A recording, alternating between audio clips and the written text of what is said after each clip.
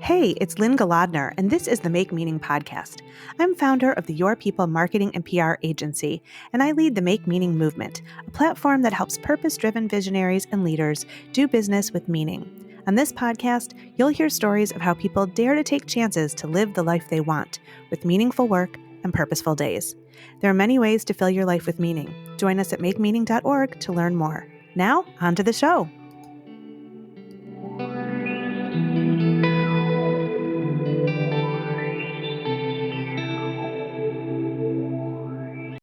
What a treat we have today on the Make Meaning podcast. Born in Abu Dhabi of Indian heritage, Kehkashan Basu won the 2016 International Children's Peace Prize for her work on children's rights, gender equality, social justice, and climate change. As founder of the Green Hope Foundation and a National Geographic Young Explorer, Kehkashan has been spreading a message of peace, happiness, and sustainability since she was 8 years old. And she became involved on a global scale at that young age through the United Nations Environment Program. Today, as a university student in Toronto, Kehkashan is known around the world as a leader for children and youth and a passionate supporter of environmental honesty. She says, "Children are the future of the planet, and we have the fundamental right to a life of dignity." Kehkashan, welcome to the Make Meaning podcast. Okay, so you were born on World Environment Day, June 5th in the year 2000. And I am wondering, was it that simple timing that inspired your passion? Or were there influences in your family early on that prompted you to become such a leader for change? Where did it all begin?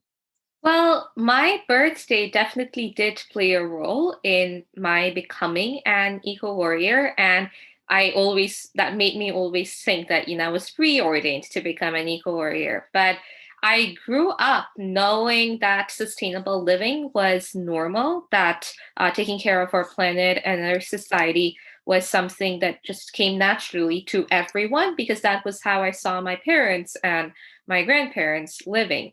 When I was 7, I saw the image of a dead bird with its belly full of plastic, and Mm. that really disturbed me. It gave me sleepless nights. I could not stop thinking about the bird's pain when it died. Mm. And Mhm. that made me realize that, this wasn't normal for everyone else. And there was something that I had to do to stop this from happening again. And it was also around that time that I attended a lecture by environmentalist Robert Swan. And his words, the greatest threat to our planet is the belief that someone else will save it, really resonated with me. And Mm. that was when I realized that, okay, I am going to do something to stop this atrocity from happening again. And that led me to start my sustainability journey on my 8th birthday. And I thought it was really symbolic because yes, it's World Environment Day. So yeah, Yes, that was that's how I started. amazing. That's really wonderful. This podcast is all about how people find meaning and purpose in work and in life. And I'm, halfway through my life. And so I work with a lot of people who still feel like they don't know what their purpose is, or they're doing work that they do to earn a paycheck, but they don't necessarily love or feel that there's a difference that they're making in the world. And a lot of times what we do is we go back and we look at who they were when they were young, before all of these trappings of the modern world and the obligations of having to pay your bills and have a house and things like that sort of overtake your goals, and get back to that core of who you were at such a young age and let that drive you. And it sounds like you never had that muddied. It was always very clear to you. Did you have supporters who encouraged you to listen to your inner voice, and who pushed you in that direction and told you that it was possible, rather than maybe quelling your passions or your desires? Well, yeah, absolutely. My parents were and are to this day my biggest support.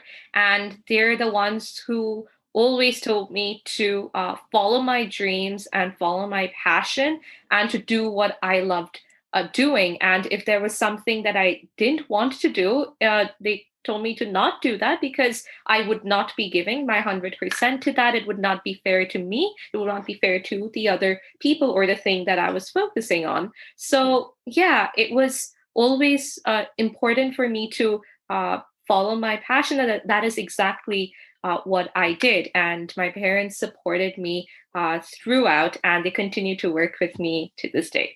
That's wonderful. That's lucky. Great parents. I love that. So you do so much more than simply speak out. I mean, you do that, but you also take action and put your words and actions together.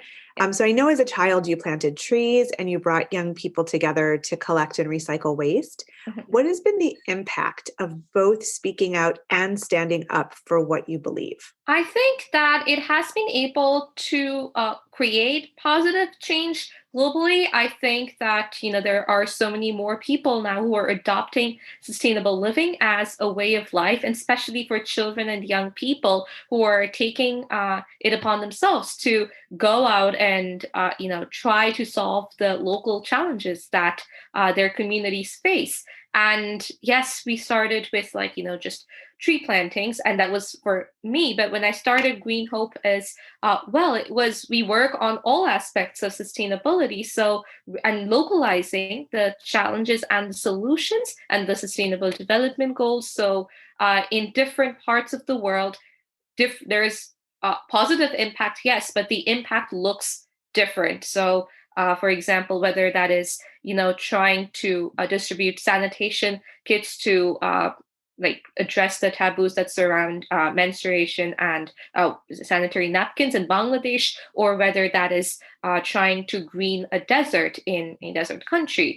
The impact looks different, but overall, it is very, very positive, and it's led by children and young people. And you bring up a really good point because I think so many people can be overwhelmed by the climate crisis and think about it's such a big problem. What can I personally do as one individual? So, do you have any advice for our listeners about where they can start close to home? So, if it does seem overwhelming, if it's not clear, where do they begin? How do they get started on that path? Well, I always say it starts with the individual and trying to change your own lifestyle first, and then talking to your family, your community. That is the way to go. Now, the climate crisis and all of the other problems our world is facing, it affects different people, different regions in different ways. So the specific solutions have to be localized, and that person needs to come up with the solution themselves and work with others in their community to come up with that. But the initiative, that is something that everyone can take, and it has to start with you. At Green Hope, we firmly believe in walking the talk and practicing what you preach. So for us, it's like we do it ourselves, and then we are able to tell others that, oh, you should do this. So you've mentioned Green Hope. Let's talk about the Green Hope Foundation. I'd love to hear about its origins and founding and the impact that the work has had on the world. Tell me a little bit about it. Sure. So after I planted my first tree, I used to go around to my neighborhood shops, beauty salons, restaurants, talking to them about moving towards more sustainable practices. And I worked tirelessly on the ground for about 3 years. And then when I was 11, the UN somehow got hold of what I was doing. And then I spoke at my first United Nations conference. And then the following year, in 2012, I attended Rio Plus 20, and at the time it was the largest environmental summit with 50,000 delegates. And at 12, I was the youngest to address a press conference and also one of the youngest overall in that conference. Mhm. And that made me realize that children and youth, and especially children, there was a severe lack of inclusivity of them in the sustainable development process. So, to rectify this, on my return home, I founded Green Hope Foundation to provide children and young people with a platform to learn about sustainability challenges and then how to take actions to mitigate these problems. And like I mentioned earlier, we work on all aspects of sustainability because we work so globally. We have chapters in 16 countries with an outreach to 25 countries and over 100,000 young people. Hmm. And it we have been able to create this change because we firmly believe that in every person, and especially in every child, lies a change maker, and Hmm. everyone can bring about that positive change. Beautiful, beautiful. So, how do you choose your initiatives and how can people get involved? So people can get involved by reaching out to us on social media or on through our website, greenhopefoundation.com. And once again, once they reach out to us, then we'll be able to work with them to see what solutions and what actions are most relevant to their communities. Because, like, if you are working on mangrove conservation, for example, we planted over 5,000 mangroves globally Mm. in Bali, in the UAE, in the Sundarbans, the world's largest mangrove forest, both on the India and Bangladesh side, in Suriname. But if you live in, say, Hawaii, for example, where mangroves are an invasive species, you're Mhm. not going to be able to take that action over there because it does the exact opposite of what you want to achieve. So Sure. yeah, that then we work with them, and we do this for all our chapters. We work with the chapter heads, the people working on the ground, and come up with localized solutions that really help to create that positive impact and be able to engage as many people as possible and move towards sustainability. That's wonderful. So tell me a little bit about, like, do you have a favorite activity that you've done or a favorite initiative that, spoke to your heart the most? Tell me a little bit about that.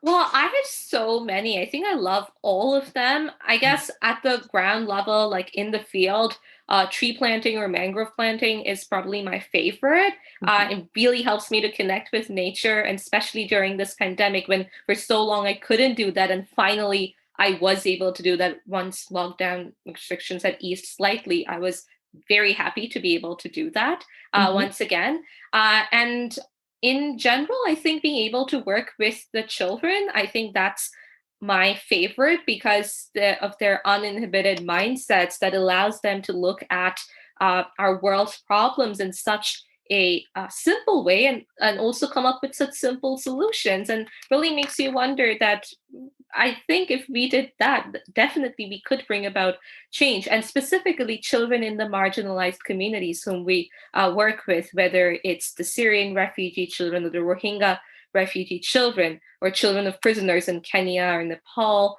or children in orphanages in Indonesia, Bangladesh, Kenya, or even HIV positive children in Nepal. These are children who've gone through so much and faced so many hardships every single day, and they still have that drive and the urge to bring about positive change and wish for a better future, not just for themselves, but for their fellow children globally. And we saw this exact thing happen when we were doing our academies with the Rohingya refugee children. And, that gives me hope for the future and really motivates me to keep going. So, yeah, a Mm. lot of favorite things, but yes, these are probably the things that I cherish the most. Yeah. So, okay, you started at 7 or 8, and then, working with the UN at 12. I mean, these are lifelong goals for adults, and you check them off your list at very young ages. And so now I know you're in university. Yeah. I'd like to hear what you're studying and what your vision is for your future, because you've achieved so much already at such a young age. What lies ahead for you and this work? So I'm at the University of Toronto in my third year, and I'm studying environmental studies, minoring in women and gender studies and physical and environmental geography.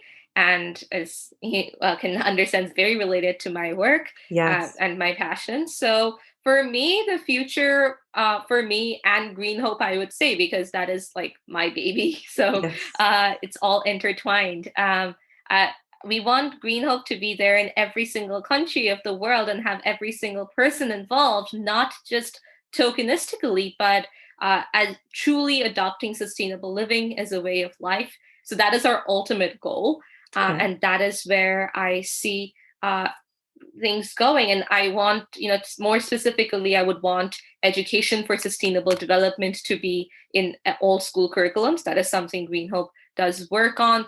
And just, thinking about the planet and the society and helping others, and empathy should become the norm. It shouldn't be something that, you're told to do, or something that is separate from your normal education. It should just be something that, it's just people understand that this is what it should be like. So, yeah, that is my ultimate goal. And for me personally, my dream is to become the first female UN Secretary General. So Okay. let's see where Okay. that goes. That's a wonderful goal. I can't wait to see it happen. I'm sure it will. There's no question in my mind. It's interesting because you bring up something about how the youth that you work with not only care for improving their own experiences and environments, but for others as well. And that sense of community and connection, it is really big with children. The empathy is natural. They're just very caring. I think we learn to hate or we learn to turn away from others. It's not something that we're born with. And, we just experienced in the United States a very tumultuous election season. And I was listening to a radio show that was of very intelligent people who had different political leanings. One was African American, one was Caucasian. And the woman who was Caucasian was asked why she believed that some of the conservative stances were okay when they came with racist tendencies and bigotry and things like that. And her answer, honestly, was that they just didn't affect her. And it was chilling because this was in a respectful setting. They were both intellectuals. They had a lot of reverence for one another, but their experiences were so different. And she blatantly said, "It just doesn't impact me." And so I wonder how we turn the tide on that. And that's a big question. And I know that you can't possibly have the answers for it all. And it's a moment in the world, but it's a moment we've seen so many times. And I do think that children and youth see possibility and acceptance in ways that unfortunately adults may not. So, what are your thoughts about that? How do we harness this passion and innocence and belief in possibility that so many young people have and retain it as they grow and expand their reach? Yeah, that is so true. And I think that, that lady is not alone in thinking that, because so many of the times, and this is especially in the Western world where we have this kind of mindset, and it is really sad. And you are right, children all around the world, they don't have this kind of cynicism and hate and bigotry. It's something they do learn. I think that, mindset change is important, and also systemic change. It has to work hand in hand. It's like you can't have one type of change without achieving the other. Sure. I think that is really important. And also, just, I mean, it's easier said than done, but doing away with these social determinants and these prejudices, because these affect us everywhere, and it's really, really sad. And maybe just also, recognizing that the importance of children's voices, and as I said earlier, they present everything in such a simple way. And I Sure. think maybe recognizing that as well. And also, I think our education systems also play a very big role in this. That's why education for sustainable development is so important, because it brings out that empathy and helps you to recognize someone else's problem as your own. And that is something, Green Hope uses as a transformative tool, so that you're able to achieve a sustainable lifestyle. And sustainability here is important because one of the three pillars of sustainability is society. Mhm. So, all of this hate that is going around in our world, unless we do away with that, we cannot achieve sustainable development. So, Mhm. yeah, our education systems do play a very important role. And David Orr, the environmentalist, wrote this amazing paper about education, where he says that our education systems are geared towards measuring success in terms of money, terms of fame, but not in terms of how much you help someone, or any things that are, currently viewed as, oh, not important. So that it's really important that we understand that, and we change, yes, our education systems, our political systems, and of course our mindsets. And it is there's a lot to be done, but I truly believe that if everyone is able to bring about the change within themselves, then we can definitely do away with all of the hate that goes around in our planet right now. I can't wait for that day. It's a good day ahead, and I believe we'll get there sometime. But I think it's in the hands of the youth because I love seeing this younger generation right now with full of passion, and they won't stand for bigotry. They won't stand for limits or labels. And I think it's time. It's time that we got there. So, we've talked about a lot of issues, specific issues and also global issues. What do you think are the most pressing issues of our time right now? Well, that is a very complicated question. And once again, I shall go back to my adage of saying that, there are different challenges in different parts of the world and they Sure. affect each country and region differently. And that is why with the United Nations Sustainable Development Goals, when we work on implementing those, I always say that they're all equally important because all of our world's issues are interconnected. And again, you can't solve one without solving the other. So if you're Sure. talking about human rights, for example, it's like it affects every single person. And if you relate that to the climate crisis in specifically vulnerable regions creates a lack of peace, often causes people to become climate refugees. That is a violation of human rights. It also ensures that there is a lack of economic stability. There is an increase in famine, in drought or floods, and really wreaks havoc overall. So Yes. as you can see, all of these goals are all of these issues are interconnected, and also it creates a sense of inequality.